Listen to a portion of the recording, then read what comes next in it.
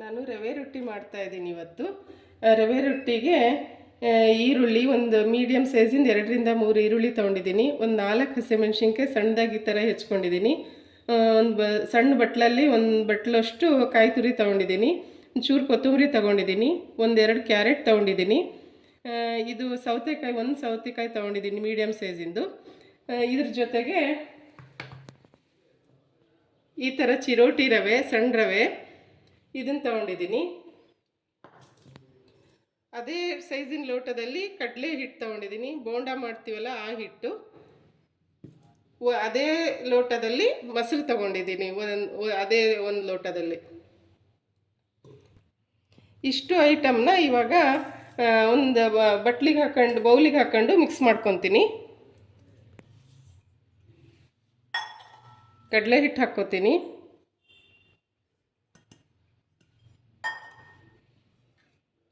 ಮೊಸರು ಹಾಕ್ಕೋತೀನಿ.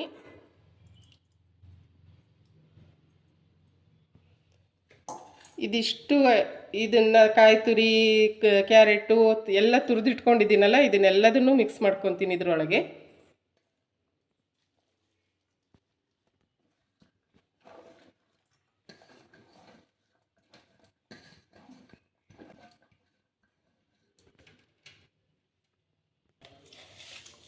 ಇದಕ್ಕೆ ಇವಾಗ ಸ್ವಲ್ಪ ಉಪ್ಪು ಹಾಕ್ಕೊಂಡು ಮಿಕ್ಸ್ ಮಾಡ್ಕೊತೀನಿ. ಇದು ಸಣ್ಣ ಸ್ಪೂನಲ್ಲಿ 2 ಸ್ಪೂನ್ ಹಾಕ್ಕೊಂಡಿದ್ದೀನಿ. ಇದನ್ನು ನೀಟಾಗಿ ಕೈಯಲ್ಲೇ ಮಿಕ್ಸ್ ಮಾಡ್ಕೊತೀನಿ.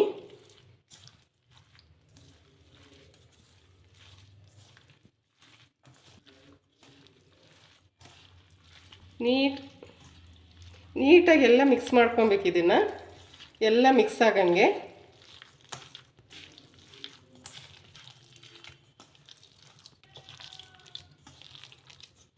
ಇವಾಗ ಇದು ನೀಟಾಗಿ ಮಿಕ್ಸ್ ಆಗಿದೆ. ಇದು ನಿಮಗೆ ಸ್ವಲ್ಪ ಗಟ್ಟಿ ಅನಿಸಿದರೆ ಬೇಕಾದರೆ ಒಂದು ಸ್ವಲ್ಪ ನೀರು ಮಿಕ್ಸ್ ಮಾಡ್ಕೊಳ್ರಿ. ನನಗೆ ಸಾಕು ಅನ್ನಿಸ್ತಾ ಇದೆ. ಇವಾಗ ಇದು ರೆಡಿಯಾಗಿದೆ.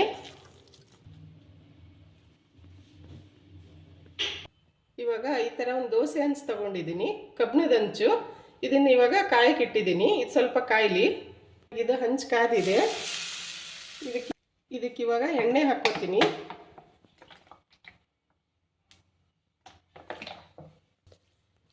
ಇದಕ್ಕೆ ಇವಾಗ ನಾನು ಕೈಯಲ್ಲೇ ಹಾಕ್ಕೋತೀನಿ. ಈ ಥರ ಕೈಯಲ್ಲಿ ಹಾಕ್ಕೊಂಡು ಈ ಥರ ತಟ್ತೀನಿ.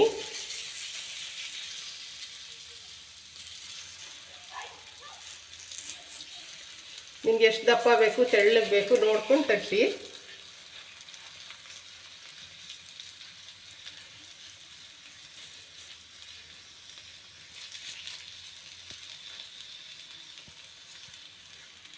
ಈ ಥರ ಇವಾಗ ಎಲ್ಲ ಕಡೆ ತಟ್ಟಿ ಈ ತೆಳ್ಳಗೆ ಮಾಡ್ಕೊಂಡಿದ್ದೀನಿ ನಾನು. ಇದು ಸ್ವಲ್ಪ ಬೇಯಲಿ.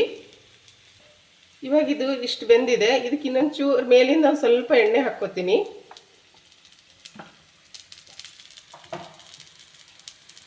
ಇವಾಗ ಈ ಥರ ಇದು ಬೆಂದಿದೆ. ಇದು ನಿಧಾನಕ್ಕೆ ಈ ಥರ ಇದನ್ನು ಮಾಡ್ಕೊಂಡು ಉಲ್ಟಾ ಮಾಡಿರಿ. ಅರ್ಜೆಂಟ್ ಮಾಡಬೇಡ್ರಿ. ಅದು ಸ್ವಲ್ಪ ಬೆಂದಾದ್ಮೇಲೆ ನೀಟಾಗಿ ಬರುತ್ತೆ ತೆಗಿಯೋಕ್ಕೆ, ಉಲ್ಟಾ ಮಾಡಲಿಕ್ಕೆ.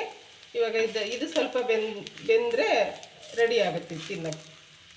ನೋಡಿರಿ, ಇದು ಚೆನ್ನಾಗಿ ಬೆಂದಿದೆ. ಈ ಥರ ಆಗಿದೆ. ಇವಾಗ ತೆಗಿತೀನಿ. ಇದು ನೋಡಿರಿ, ಇವಾಗ ತಿನ್ನೋಕ್ಕೆ ರೆಡಿಯಾಗಿದೆ. ಇದು ನೀವು ಕಾಯಿ ಚಟ್ನಿ, ಟೊಮೊಟೊ ಸಾಸು ಯಾವ್ದ್ರ ಜೊತೆಗಾದರೂ ತಿನ್ಬೋದು. ಇಲ್ಲ ಅಂದರೆ ಹಾಗೇ ತಿಂದ್ರೂ ಇದಕ್ಕೆ ಚಟ್ನಿ ಸಾಸು ಏನು ಇಲ್ಲ ಅಂದ್ರೂ ತಿನ್ಬೋದು. ಯಾಕಂದರೆ ಹಸಿಮೆಣ್ಸಿನ್ಕಾಯಿ ಎಲ್ಲ ಹಾಕಿರೋದ್ರಿಂದ ತುಂಬ ಟೇಸ್ಟಾಗಿ ಬರುತ್ತೆ.